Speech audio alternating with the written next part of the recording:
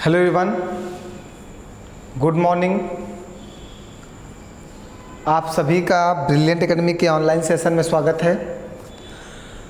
तो और आप सभी लोग की पढ़ाई अच्छी चल रही है, कहीं पर कोई समस्या तो नहीं हो रही। एसएससी सीजीएल का भी पेपर होना है, सीएचएसएल का भी होना है, सीपीओ एसआई का होना है, एमटीएस होना है, जीडी होना है, सारे पेपर होने हैं। और इन पेपर्स को निकालने के लिए सबसे अहम होगा प्रैक्टिस। मतलब इन्हीं पेपर को ही नहीं, अगर आप कोई भी पेपर को निकालना चाहते हो, कोई भी पेपर निकाल के जॉब लेना चाहते हो, तो उसके लिए अगर सबसे अहम कुछ भी है तो उसके लिए सबसे अहम है प्रैक्टिस।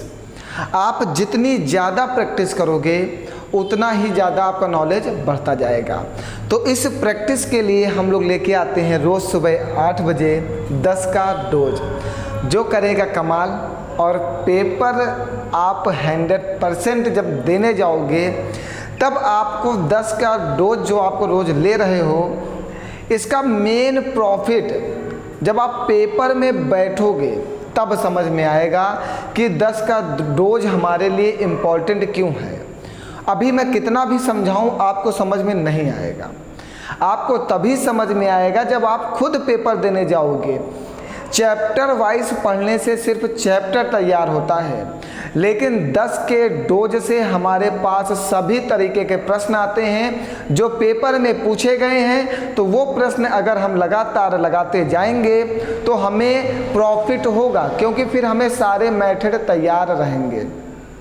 समझ गए? तो 10 का डोज कोई भी लेना बंद मत करना।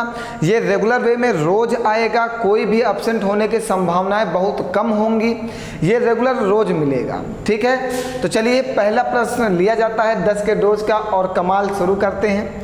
आइए, सबसे पहला प्रश्न यूपीएसआई 2022 के पेपर में आया। प्रश्न बहुत ही ज़्यादा बेहतरीन है, सभी लोग बिल्कुल अच्छे से समझिएगा। कह रहा कि एक राशि 15 वर्षों में चक्रवृद्धि ब्याज के तहत अपने आप की दोगुनी हो जाती है। कितने वर्षों में ये अपने आप से 1024 गुनी हो जाएगी? हमने कहा कि हमारे पास 1 रुपया है जो 15 वर्षों में चक्रवृद्धि ब्याज के तहत 2 गुना हो जाता है, मीन्स 2 रुपये हो जाता है। फिर कह रहा कि यही 1 रुपया कितने वर्षों में 1024 हो जाएगा? 1024 गुना का मतलब 1024 हो जाएगा। हमें अब वर्षों की संख्या बतानी है कि कितने वर्ष बाद यही 1 रुपया जो 15 वर्षों में 2 गुना हो जाता था, तो यही 1 रुपया कितने वर्षों में 1024 गुना हो जाएगा। अब एक बात को समझिएगा।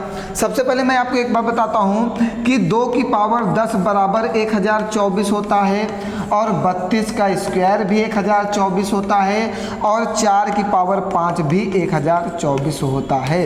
ये सब वैल्यू 1024 की ही होती हैं। अब समझिएगा, जब भी आपको वर्ष बताने होंगे तो आप इस वाली संख्या का फैक्टर करना। मैं सॉल्व ट्रिक बता रहा हूँ कैसे आप सेकंड्स में लगाओगे। तो इस संख्या का जब आप फैक्टर करोगे तो जब फैक्टर करोगे तो इस वाली संख्या में करोगे। हमेशा जो संख्या यहाँ पे होगी उस संख्या के रूप में ही इसका फैक्टर करोगे। मीन्स ऊपर 2 है तो 1024 का जो आप फैक्टर करोगे तो वो 2 के रूप में करोगे। तो 1024 क्या होता है? 2 की पावर 10, मीन्स 2 कितनी बार आएगा? 10 बार। जब आप 1024 का फैक्टर करोगे तो 2 आएगा 10 बार। 4, 5, 6, 7, 8, 9, 10 बार 2 आएगा। मतलब हर बार 2 गुना हो रहा है, 2 गुना हो रहा है। और कितने वर्षों में 2 गुना होता है? 15 वर्षों में। तो 2 गुना होने में कितने वर्ष लगे? 15। फिर प्लस 2 गुना होने में कितने वर्ष लगे? 15। फिर प्लस 2 गुना होने में कितने वर्ष लगे? 15। फिर प्लस 2 गुना होने में कितने वर्ष लगे? 15। तो ये 2 कितनी बार है? 10 बार है। तो 15, 15, 15, 15, 10 बार जोड़ोगे तो टोटल कितने वर्ष होंगे? 150 वर्ष। तो टोटल कितने वर्ष लगेंगे? 150 वर्ष। आगे आपका आंसर। बात को समझ गए? जब भी आपको वर्षों की संख्या निकालनी होगी तो आप दी गई संख्या का फैक्टर इस वाली संख्या के रूप में करना, क्योंकि यहाँ पे कह रहा है कि ये वाली संख्या 15 वर्षों में दोगुना होती है। कितने वर्षों में? 15 वर्षों में दोगुना होती है। तो इस संख्या का जब फैक्टर आप 2 के रूप में करोगे तो हर संख्या 2 गुना होने में कितने वर्ष लेगी? 15। तो 1024 2 जो है 10 बार में टूटेगा, तो 10 बार में जब 15 वर्ष 15 वर्ष 15 वर्ष जोड़ोगे तो टोटल कितने वर्ष आ जाएंगे? 150 वर्ष आ जाएंगे। बहुत ही खतरनाक सॉल्ट मेथड है ये वाला। बताओ कोई डाउट है? इस तरह का सॉल्ट मेथड हमने आपको चक्रवृद्धि ब्याज में पढ़ा के रखा है। चक्रवृद्धि ब्याज की क्लास में बिल्कुल आसानी से आपको समझ में आएगा, हमने वहाँ पे इसको पढ़ा के रखा है।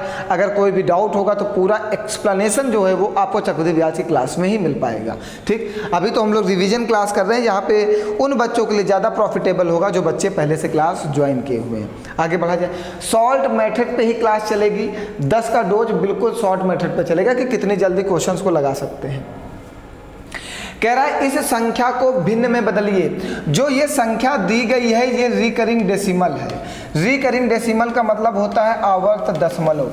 ये संख्या जो दी गई है ये रिकरिंग डेसिमल है और कह रहा है इस संख्या को भिन्न में बदलो। तो रिकरिंग डेसिमल में प्यारे बच्चों क्या होता है कि जो संख्या कंटिन्यू रिपीट होती है, जो संख्या लगातार रिपीट होती है, जो लगातार रिपीट ही होती है, जिसका रिपीटिशन बंद नहीं होता। देखो 8 लगातार रिपीट ही तो हो रही, dash dash dash dash dash dash dash dash, मतलब ये रिपीट होती ही चली जा रही है, रुकती ही नहीं है। तो इस संख्या के रिपीटिशन को, इस संख्या के कंटिन्यूटी को रोकने के लिए इस संख्या के ऊपर बार का चिन्ह लगाते हैं।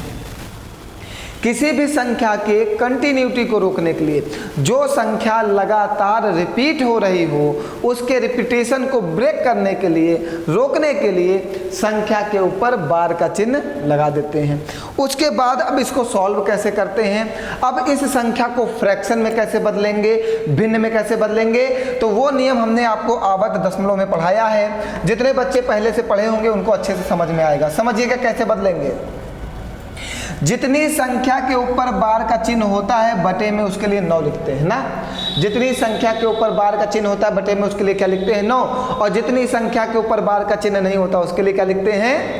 जितनी संख्या के ऊपर बार का चिन्ह नहीं होता उसके लिए क्या लिखते हैं? 0 0। तो 2 संख्याओं के ऊपर बार का चिन्ह नहीं तो क्या लिख दिया? 0 0। फिर क्या करते हैं? पूरी संख्या से उस संख्या को माइनस करते हैं जिसके ऊपर बार का चिन्ह नहीं होता है। तो जब माइनस करोगे तो ये आएगा 485 बटे में 900। यूपीएसआई के पेपर में इस बार लगातार पूछा गया। ये यूपीएसआई नहीं, ये सभी पेपरों में पूछा जाता है। कोई भी पेपर आए, RPF SI, UP SI, CPO SI, CGL, CHSL, MTS, SSC, GD, UP का कोई पेपर हो, सभी पेपर में यहाँ से प्रश्न आता है। ठीक है, तो अगर आपने किसी ने इस क्लास को मिस किया है तो ऑनलाइन में प्लेलिस्ट में चले जाना, नंबर सिस्टम में, वहाँ पे एक होगा रिकरिंग डेसिमल। तो ये रिकरिंग डेसिमल से संबंधित है, आप वहाँ जाके इसको पढ़ लेना, अच्छे से समझ में आ जाएगा। क्या होता है? जितनी संख्या के ऊपर बार का चिन्ह होता है उसके लिए 9 लिखते हैं, जितनी संख्या के ऊपर बार का चिन्ह होता है उसके लिए 0 0 लिखते हैं। फिर पूरी संख्या से उस संख्या को माइनस करते हैं जिसके ऊपर बार का चिन्ह नहीं होता। तो आपका आंसर क्या आ जाएगा? 485 बटे 900। अगला प्रश्न है, आइए अगला प्रश्न बहुत ही खतरनाक, यूपीएसआई 2022 के पेपर का प्रश्न है। प्रश्न पढ़िएगा एक बार सभी लोग, बहुत ही बेहतरीन प्रश्न। कह रहा 2 संख्याओं के बीच का अंतर इतना है। कोई 2 संख्याएं हैं जिनके बीच का अंतर इतना है। जब बड़ी संख्या को छोटी संख्या से विभाजित किया जाता है, कोई बड़ी संख्या होगी उसको छोटी संख्या से विभाजित किया जाएगा, तो भागफल और शेषफल क्रमशः 36 और 11 आते हैं। बड़ी संख्या ज्ञात कीजिए। अब समझिएगा हमारी बात को। हमने बड़ी संख्या को a मान लिया, सुनते जाना, बड़ी संख्या को हमने a मान लिया और छोटी संख्या को b मान लिया। ठीक है, बड़ी संख्या को a मान लिया और छोटी संख्या को क्या मान लिया? b मान लिया। अब सुनिएगा आगे क्या कह रहा है। कह रहा दोनों संख्याओं के बीच का अंतर, a और b के बीच का अंतर कितना है? 4176 है।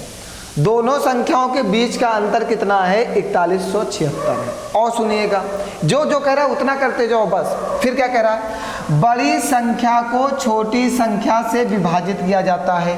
बड़ी संख्या a को छोटी संख्या b से विभाजित किया जाता है तो भागफल 36 और शेषफल रिमाइंडर 11 आता है। ठीक है, बड़ी संख्या को जब छोटी संख्या से विभाजित करते हैं तो भागफल 36 और रिमाइंडर 11 आता है। तो आपने एक चीज पढ़ा है, भाज्य बराबर भाजक गुणे भागफल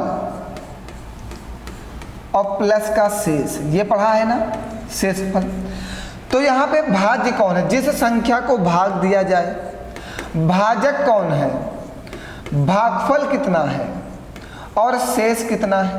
11। अब सुनते जाना मेरी बातों को। हमें सबसे बड़ी संख्या का मान निकालना है, मीन्स a का मान निकालना है। a का मान निकालना है। यहाँ पे आपको a माइनस b की वैल्यू दे रखा है। ठीक, अगर हमें b का मान पता चल जाए तो यहाँ से a का मान निकल आएगा। अब b का मान निकालेंगे कैसे? a बराबर क्या है? a की जगह पर रखो 36b माइनस का सॉरी a की जगह पर रखो, a की जगह पे 36b प्लस का 11 माइनस का b इक्वल टू 4176।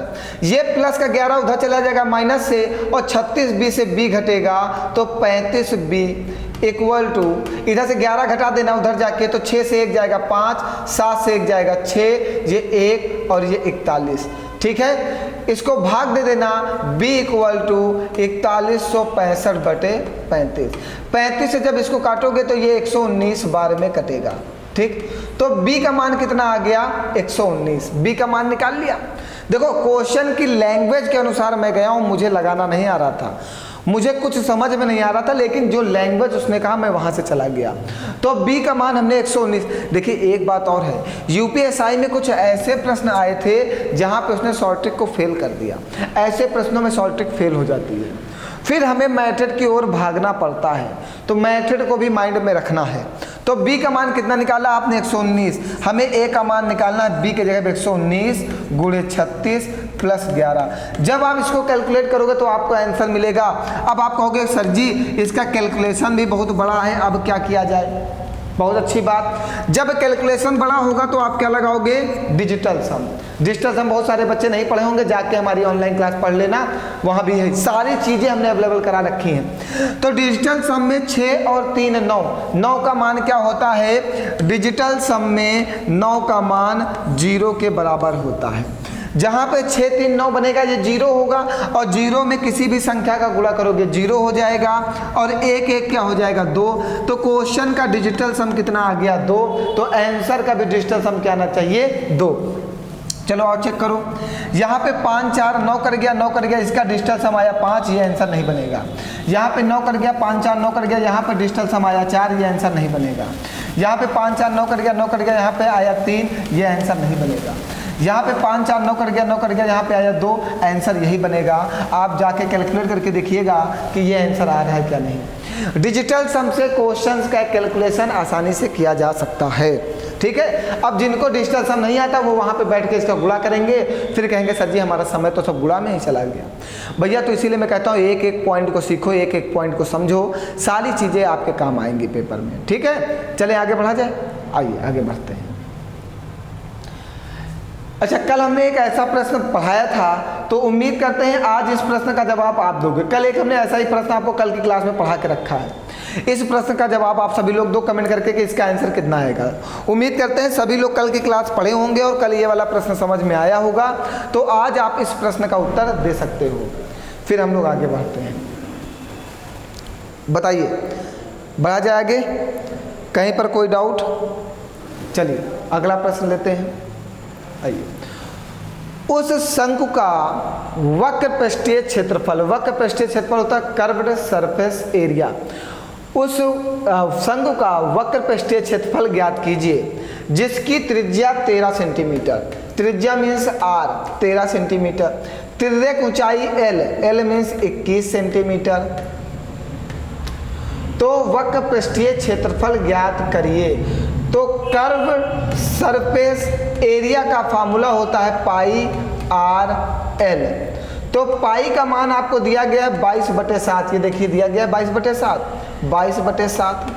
आर का मान आपको दिया गया है 13 और एल का मान आपको दिया गया है 21। ये 7 तिरेक 21 और 22 तियां 66, 66 गुणे 13, 13 छंग 78 का 8 हासिल लगेगा 7 और 13 छंग 78 और 7 85, 858 सेंटीमीटर स्क्वायर। ये देखिए MTS 2022 के पेपर का, इसलिए प्रश्न थोड़ा सा आसान था। कर्व्ड सरफेस एरिया का जो फार्मूला होता है वो होता है पाई आर एल और सारी वैल्यू दी गई थी, वैल्यू पुट कर दी गई। बताओ कोई डाउट? आगे बढ़ाया जाए? बहुत ही आसान है, इसमें तो कुछ बताने की जरूरत ही नहीं थी। आइए, ये एक बेहतरीन प्रश्न है वाकई में। अभी तक जो है हमेशा क्वेश्चंस जो है छोटी छोटी सी वैल्यू देता था, लेकिन यूपीएसआई 2022 ने वैल्यू को बड़ा किया है, क्वेश्चंस की छोटी छोटी वैल्यू को बड़ा कर दिया ना। चलिए, ये बहुत सारे बच्चे हमसे ऑफलाइन ऑनलाइन में पढ़े होंगे, हमने पढ़ा के भी रखा है। ट्रेलिंग जीरोस ऑनलाइन में भी पढ़ाया हमने एक क्लास, और ऑफलाइन में भी हमने, तो हर बैच में पढ़ाता हूँ ट्रेलिंग जीरोस ना, ऑफलाइन बैचेस में। चलिए, तो कह रहा 15,745 फैक्टोरियल में अनुगामी शून्यों की संख्या ज्ञात कीजिए। तो प्यारे बच्चों, हम सिर्फ यहाँ पे आपको मेथड बताएंगे कि इसको आप कैसे निकाल सकते हो।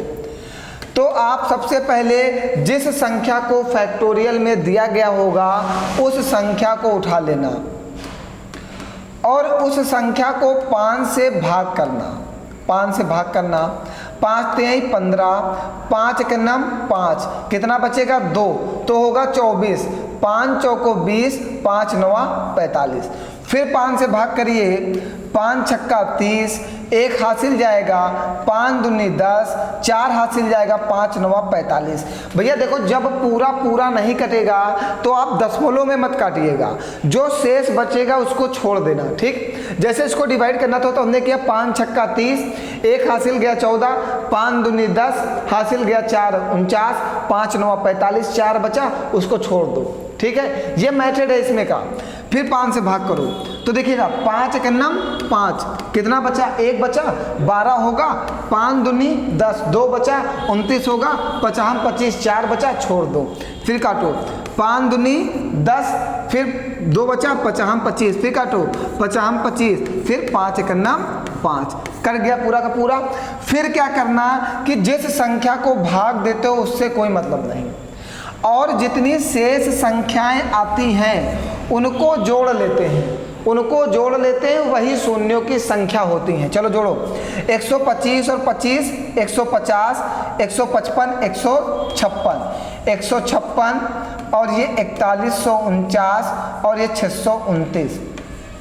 तो 9 9 18, 6 24 का 4 हासिल लगेगा 2, 4 2 6, 6 2 8, 8 5 13 का 3 हासिल लगेगा 1, 1 1 2 1 3 6 3 9, ये 3, 3934 शून्यों की संख्या होगी। देखिए कितना बेहतरीन प्रश्न है, समझ गए सभी लोग। जिस संख्या को 5 से भाग दे, ये रूल है, आपको 5 से ही भाग देना है बस। आप ये मत कहिएगा सर जी 5 से ही क्यों भाग देते हैं, इसके लिए आप शून्यों की संख्या में ट्रेलिंग जीरोस हमारी ऑनलाइन क्लास पढ़िए, वहाँ पे बताया गया कि 5 से ही क्यों भाग देते हैं, ठीक। यहाँ पे आपको ध्यान रखना कि ऐसे क्वेश्चंस को 5 से भाग दे के ही शून्यों की संख्या निकाली जा सकती है, और भाग ऐसा देंगे कि जो शेष बचता है उसको छोड़ देते हैं, जहाँ तक पूरा पूरा भाग जाता है उसको लिखते हैं, और जिस संख्या को भाग देते हैं उसको छोड़ देते हैं, और शेष संख्या को क्या करते हैं, जोड़ देते हैं। जोड़ने के बाद जो योग आता है वही शून्यों की संख्या होता है। समझ गए बात को? बताइए कोई डाउट है? बिल्कुल क्लियर है, पॉइंट टू पॉइंट। देखो जितने लोग हमसे क्लासेस पढ़ लो उनको अच्छे से समझ में आ रहा होगा, मैं गारंटी ले रहा हूँ। जितने लोग हमसे ऑफलाइन या ऑनलाइन में क्लासेस ज्वाइन किए हुए हैं उन्हें एक एक पॉइंट समझ में आ रहा होगा, कहीं पर कोई डाउट नहीं हो रहा होगा। चलें आगे बढ़ें। आइए, कहा है 15,000। फिर से हमने एक प्रश्न को, हमने इस बार 2 बार, इसलिए 2 प्रश्नों को एक साथ ले लिया जिससे आपको जो हम बताएं वो डाउट क्लियर हो जाए, ठीक। ये प्रश्न है फिर से वही यूपीएसआई 2022 में है। क्या करना है, 15,870 को 5 से भाग देना है ना। 5 तिहाई 15, 5 1 5, 3 बचेगा तो इधर हो जाएगा 37, 5 7 35, 5 चौको 20, फिर 5 से काटो, 5 छक्का 30, 1 हासिल जाएगा तो 17, 5 3 15, 2 जाएगा, 5 चौको 20, जो शेष बचेगा उसको छोड़ देंगे। 5 1 5, 1 हासिल जाएगा 13, 5 दूनी 10, 3 जाएगा, 5 छक्का 30, फिर 5 से काटो, 5 दूनी 10, 5 25, फिर 5 से काटो, 5 25, फिर 5 से काटो, 5 1 5। अब कट गया, इन संख्याओं को क्या करेंगे, जोड़ देंगे। 3134, 74, 634, ये 25, 125 और 26, मतलब 25 25 50, 151, 156, 157, 4 4 8 7 15 5 हाथ से लगेगा, 1 7 1 8 3 11 5 16 6 हाथ से लगेगा, 1 6 1 7 1 8 1 9, ये 3965 आंसर आएगा, नहीं है।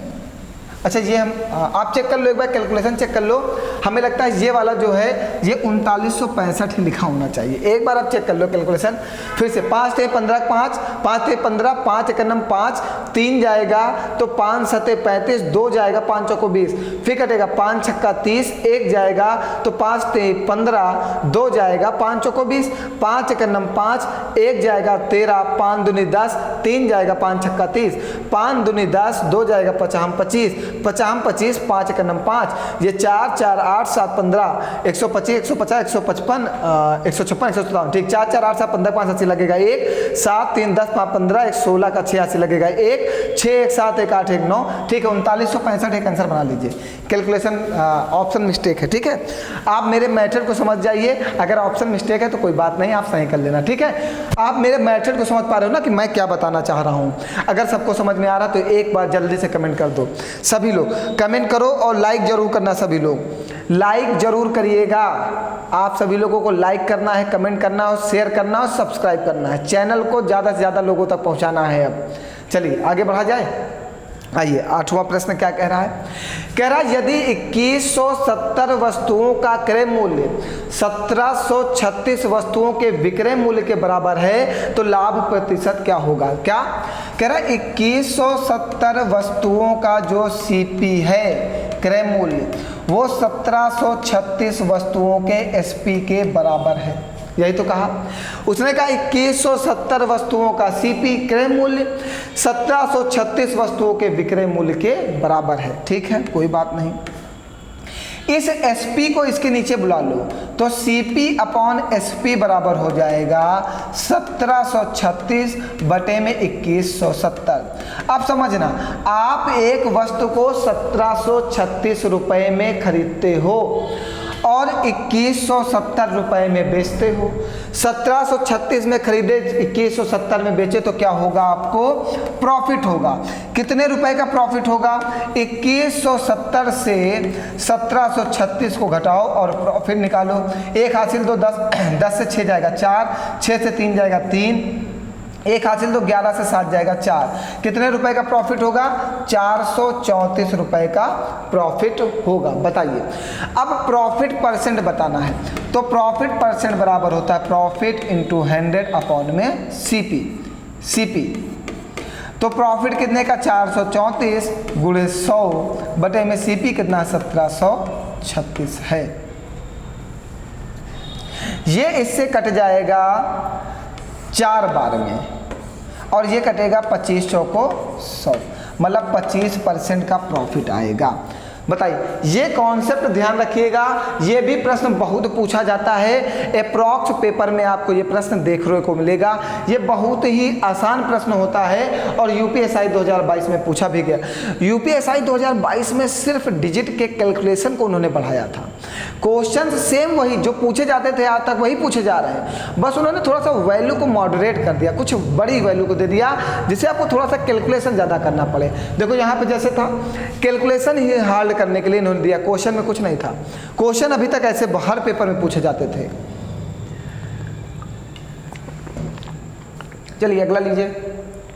आइए देखिए, फिर यूपीएसआई 2022 ना वैल्यू देखिए, वैल्यू सिर्फ बड़ा किया है। कह रहा है एक संख्या को इतने से विभाजित करने पर शेषफल इतना प्राप्त होता है, उसी संख्या को 63 से विभाजित करने पर शेषफल कितना प्राप्त होगा। तो ऐसे प्रश्नों में क्या करेंगे, सेकंड भाजक से सेकंड भाजक से प्रथम शेष को भाग देते हैं। हमेशा इस बात को ध्यान रखना है, सेकंड भाजक से प्रथम शेष को भाग देके क्या करते हैं, अपना आंसर प्राप्त कर लेते हैं जो वो पूछता है। ठीक, तो यहाँ पे सेकंड भाजक कौन सा है हमारा, 63 है। 63 से क्या करेंगे, पहले वाले शेष को भाग करेंगे। 63 है करना 63, 7 से 3 जाएगा 4, 8 से 6 जाएगा 2, तो शेष कितना आ गया 24। से देखिए आंसर आ गया आपका। हमेशा ऐसे प्रश्नों में आपको सेकंड भाजक से प्रथम शेष को भाग देके शेष ज्ञात करना है, जो शेष आएगा वही उसका उत्तर होगा। ठीक, इसकी क्लास नंबर सिस्टम में मैं बहुत जल्दी देने वाला हूँ, पूरी एक बेहतरीन सीरीज देने वाला हूँ इसकी, लगभग 15 से 20 क्वेश्चंस को मैं कराने वाला हूँ। ठीक है, तो वहाँ पे आप पढ़ लीजिएगा, अच्छे से समझ में आएगा। फिर ये चीज़ें जो पढ़े हुए हैं उनको तो बिल्कुल अच्छे से समझ में आ रहा होगा ना, उनको तो कोई डाउट नहीं है कहीं पर। चलिए आगे बढ़िए। कह रहा इस संख्या को 9 से विभाजित किया जाए तो शेष क्या आएगा, 5 7 1 1 1 0 1 2 2। अब जिन बच्चों ने भाग दिया होगा ऐसे, देखो कैसे, इसको कहा गया 9 से विभाजित किया जाए, 9 से विभाजित किया जाए तो शेष क्या आएगा, तो 9 त्रिक 57 कट गया, यहाँ से 1 आएगा, 0 बढ़ाओगे 1 आएगा, 9 एक 9, कितना बचा 2, फिर 1 आएगा, 9 दूनी 18, कितना बचा 3, 0 आएगा, 9 त्रिक 27, कितना बचा 3, 1 आएगा, 9 त्रिक 27, कितना बचा 4, 2 आएगा, 9 चौको 36, कितना बचा 6, 9 चौको 36, कितना बचा 6, तो 2 आएगा, 9 7 63, मतलब 9 छाक 54, तो 62 से जब आप 54 घटाओगे तो शेष क्या आएगा 8 आएगा। जब आप 62 से 54 घटा दोगे तो शेष क्या आ जाएगा आपका 8 आ जाएगा ना। ये आपने बचपन में मेथड पर रखा भाग देने वाला। अब आजकल के ज़माने में क्या है हम बताओ, आजकल के ज़माने में ये मेथड है, सुनिएगा, जब भी किसी संख्या को 9 से विभाजित करके शेष ज्ञात करना हो तो 9 हमारे भगवान हैं, 9 हमारे गॉड हैं। ठीक, इससे हम क्वेश्चन को बहुत आसानी से लगाते हैं। गॉड कहते हैं जहां पर योग करो 9 बने उसको काटो, तो देखिए 7 2 9, ये 5 1 6 1 7 7 2 9 1 1 2, मतलब शेष 2 आना चाहिए। मतलब यहाँ पे कुछ भाग गलत दिया गया है, चेक करो कहाँ पे गलत दिया गया। इससे आंसर अगर सही आ रहा तो इससे गलत आ रहा है।